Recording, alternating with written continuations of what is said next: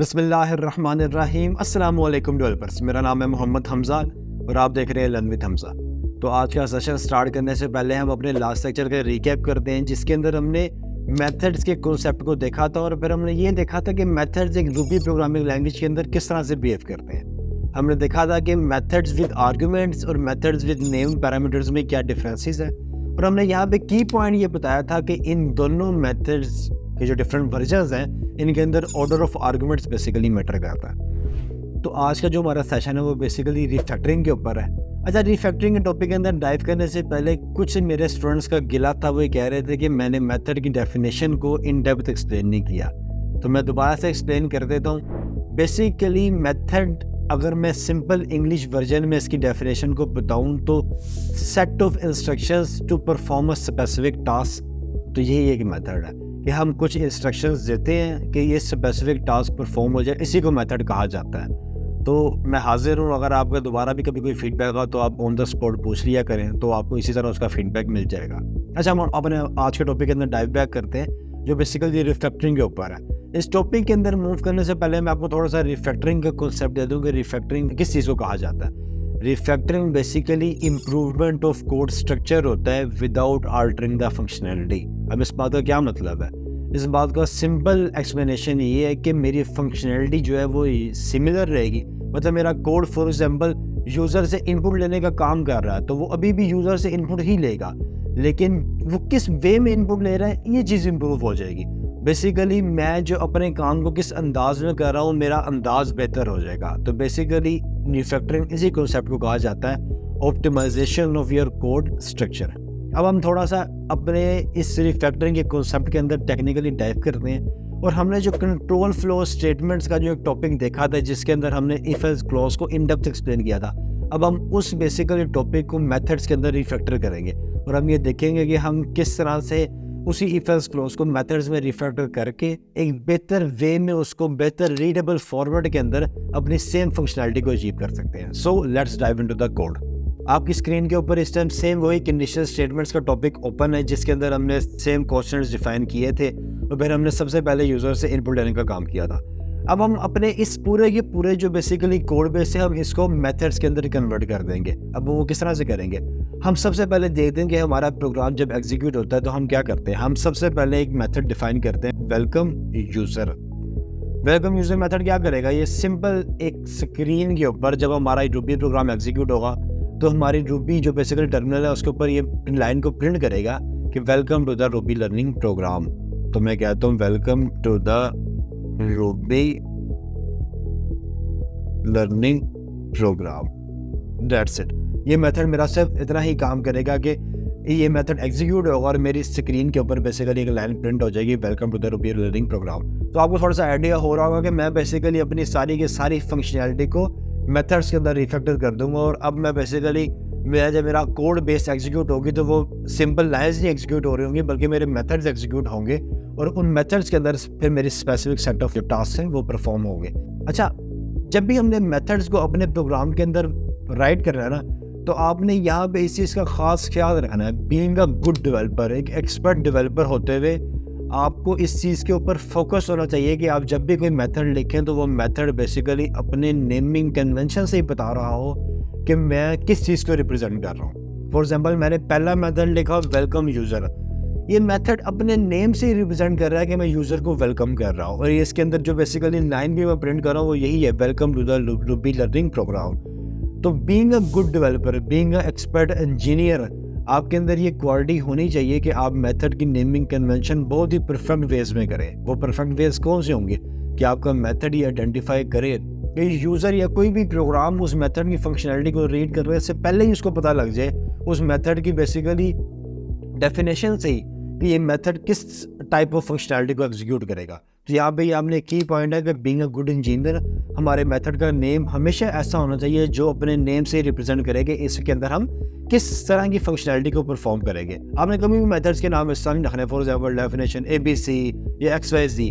आपका मेथड का नेम हमेशा एक बहुत ही आइडेंटिकल होना चाहिए और अपने जो भी स्पेसिफिक सेट ऑफ फंक्शनैलिटी है उसको आइडेंटिफाई कर रहा हो। अच्छा, हम अपने दूसरे मेथड की तरफ मूव करते हैं। जब हमारा कोड एग्जीक्यूट होता है तो हम यूजर से इनपुट लेते थे एज अ ईमेल। तो मैं कहता हूँ फ्रॉम यूज़र ईमेल। और ये मेथड मेरा बेसिकली क्या करेगा,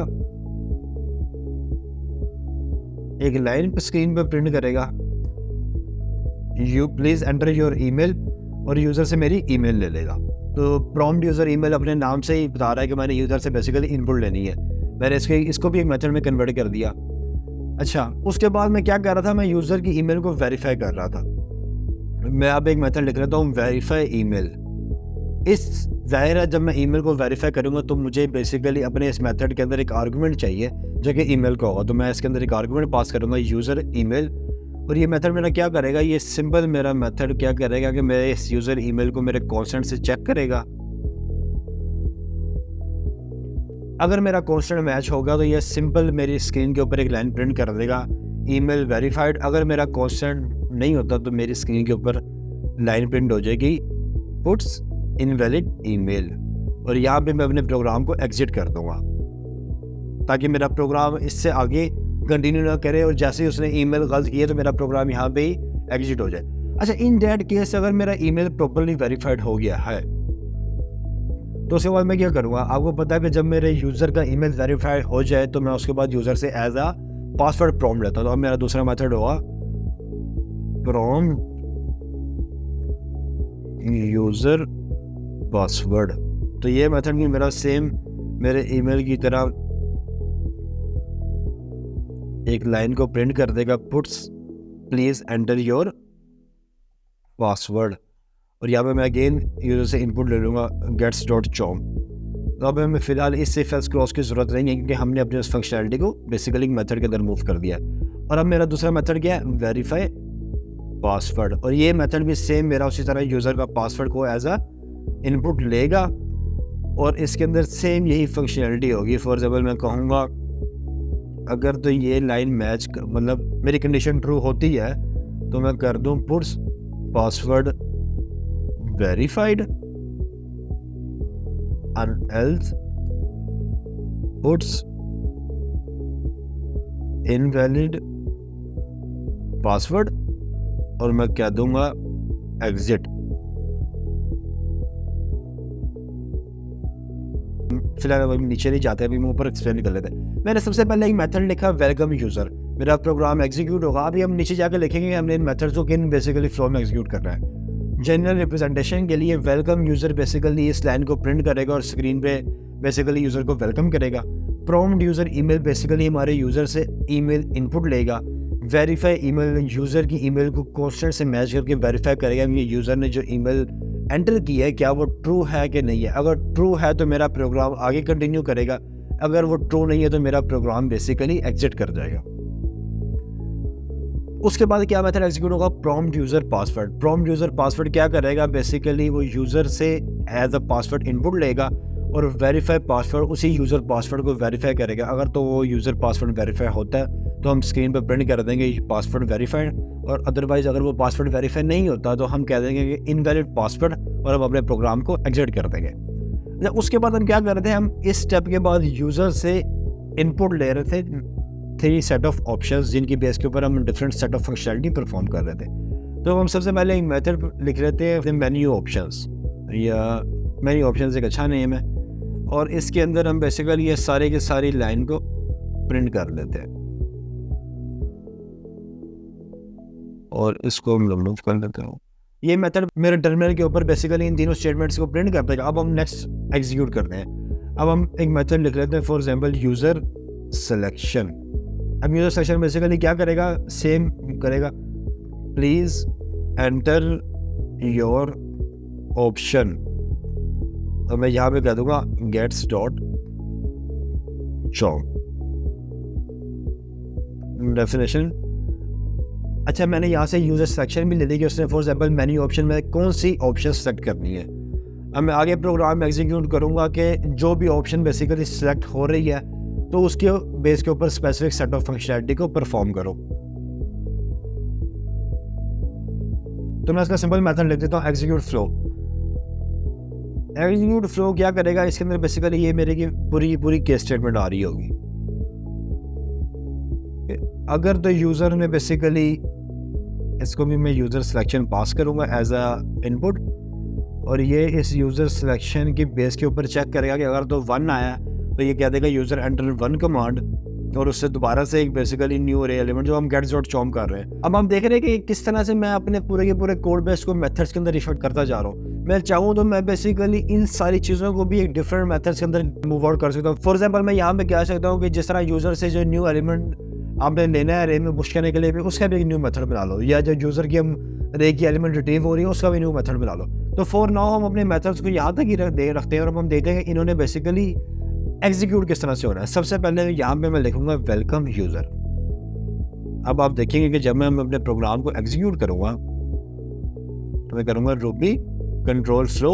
तो ये देखें मेरे प्रोग्राम के अंदर इस टाइम सिर्फ एक ही मेथड एग्जीक्यूट हो रहा था, वेलकम यूज़र। तो उसने बेसिकली इस मेथड को कॉल किया और बेसिकली इस लाइन को प्रिंट कर दिया। तो अब आपने देखा है कि मैं बेसिकली जिस मेथड को एग्जीक्यूट करूँगा अब सिर्फ वही मेथड कॉल होगा। अब मैं इसको फ्लो में लेके चलता हूँ।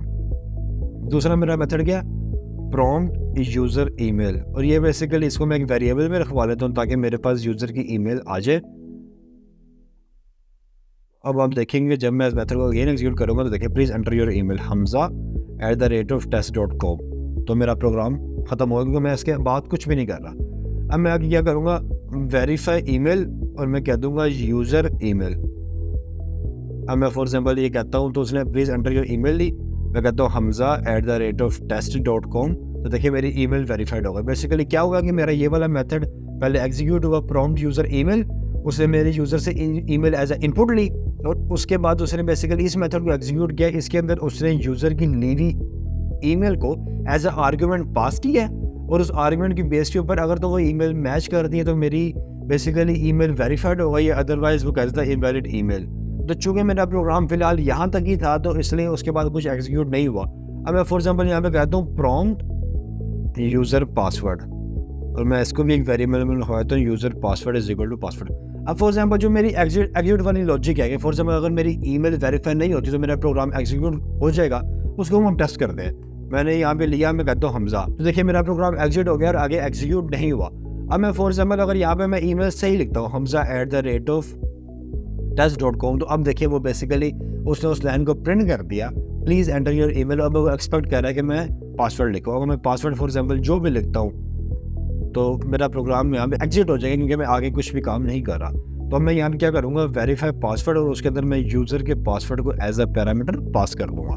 तो हम देखेंगे कि सबसे पहले लाइन एग्जीक्यूट होगी hamza@test.com, ईमेल वेरीफाई हो गया। मैं पासवर्ड को वेरीफाई करूँगा तो मेरा बेसिकली पासवर्ड भी वेरीफाई हो गया है।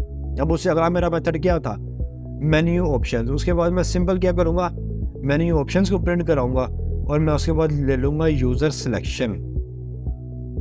फॉर एग्जाम्पल यूज़र इनपुट कर लेते हैं, तो उसके बाद मैं कहूँगा user input is equal to user selection का मेथड एग्जीक्यूट होगा। तो अब फॉर एग्जाम्पल हम इसको चला कर देखते हैं। अब आप देखेंगे मैंने hamza@test.com यूज़र से एज ए इनपुट लिया, ईमेल वेरीफाई हो गई, मैंने पासवर्ड लिया, पासवर्ड वेरीफाई हो गया। वो देखिए उसने बेसिकली मेन्यू ऑप्शंस के मेथड को एग्जीक्यूट किया है जिसके अंदर मैंने लिखा हुआ था ये 4 पुट्स कमांड्स। वो पुट्स कमांड्स एग्जीक्यूट हुए, उन्होंने अपनी स्क्रीन के ऊपर इन चारों स्टेटमेंट्स को प्रिंट कर दिया और उसके बाद उसने इस मेथड को एग्जीक्यूट किया। देखिए यूज़र सिलेक्शन इस ये मेथड एग्जीक्यूट हुआ और इसके बेसिकली इस लाइन को प्रिंट किया और अब एक्सपेक्ट कर रहा है कि मैं कुछ इनपुट करूँ। मैं कुछ भी इनपुट करता हूँ मेरा मेथड यहाँ पे क्लोज हो जाएंगे, मैं इससे आगे कोई भी सेट ऑफ फंक्शनैलिटी परफॉर्म नहीं कर रहा। तो उसके बाद बेसिकली अब मैं सिंपल एंड में कहता हूँ execute flow based on user input. तो ये देखिए अब बेसिकली मेरी फंक्शनैलिटी ऑलमोस्ट कंप्लीट हो गई है। मैं hamza@test.com करूँगा, ईमेल वेरीफाई हो गई, मैं पासवर्ड लिखूँगा, पासवर्ड वेरीफाई हो गया। मैं 1 कमांड लिखूँगा तो वो देखिए उसे बेसिकली 1 कमांड में दोबारा से इस फ्लो के एग्जीक्यूट हुआ है। यूज़र देखिए एंटर्ड 1 कमांड, यहाँ पे वो एक्सपेक्ट कर रहा है कि मैं कोई न्यू अरे का एलिमेंट लिखूँ। मैं यहाँ पे कहता हूँ सर्विस 4, तो देखिए उसने बेसिकली मेरी उन्हीं स्पेसिफिक अरे को रिटर्न कर दिया और मेरी पूरी की पूरी सर्विस को मेरी स्क्रीन के ऊपर प्रिंट कर दिया। तो ये आपने देखा कि किस तरह मैं अपनी सिंपल फंक्शनैलिटी को मेथड्स के अंदर रिफैक्टर कर सकता हूँ। तो रिफैक्टर बेसिकली इसी अप्रोच को कहा जाता है कि एग्जिस्टिंग फंक्शनैलिटी को ऑप्टिमाइज कर देना, एक अच्छे बेटर वर्जन के अंदर लिख देना, लेकिन मेरी फंक्शनैलिटी अल्टर ना हो। मेरा कोड अभी भी बेसिकली सेम वही फंक्शनैलिटी रखता है, लेकिन मेरा जो बेसिकली कोड है वो थोड़ा सा बेहतर हो गया। पहले मैं जब अपना मेरा कोड एग्जीक्यूट होता था तो वो उसमें मैं बस सिंपल इफ एल्स की क्लॉजेस लिखी हुई थी, लेकिन अब जो मेरा कोड है वो बेसिकली एक सेट ऑफ मेथड्स के अंदर कन्वर्ट हो गया है और हर मेथड रिप्रेजेंट कर रहा है एक simple unique set of functionality. For example welcome user represent कर रहा है वेलकम मैसेज को जब मेरा प्रोग्राम मेरी स्क्रीन के ऊपर लैंड करेगा। तो यही बेसिकली रिफैक्टरिंग का टॉपिक्स था। हम इसको आगे जाके जब रेल्स के अंदर डाइव करेंगे तो हम प्रॉपर अप्रोचेस देखेंगे कि किस तरह हम डेटाबेस क्यूरीज को रिफैक्टर कर सकते हैं, किस तरह हम इन रियल टाइम अपनी एक पूरी रेल्स एप्लीकेशन को का टाइम और स्पेस एफिशिएंसी को इम्प्रूव कर सकते हैं, हम किस तरह अपनी फंक्शनलिटी को फास्ट कर सकते हैं। तो ये बेसिकली एक जनरल एग्जांपल्स ही आपके लिए कि हम किस तरह अपने कोड को रिफैक्टर कर सकते हैं। तो होपफुली आपको चीज़ें बेहतर वे में क्लैरिफाई हो गई होंगी, आपको ये एग्जांपल्स अच्छी तरह समझ आ गई होंगी। अगर आपके किसी किस्म का कोई क्वेश्चन है या कोई कन्फ्यूजन है जो आपको चीज़ प्रॉपरली क्लैरिफाई नहीं हो सकी, तो आप अपना फीडबैक दे सकते हैं, आपको उसका प्रॉपर जवाब दिया जाएगा। तब तक के लिए अपना ख़ास ख्याल रखिएगा। आज का लेक्चर हमारा यहाँ तक ही था। जज़ाकल्लाह।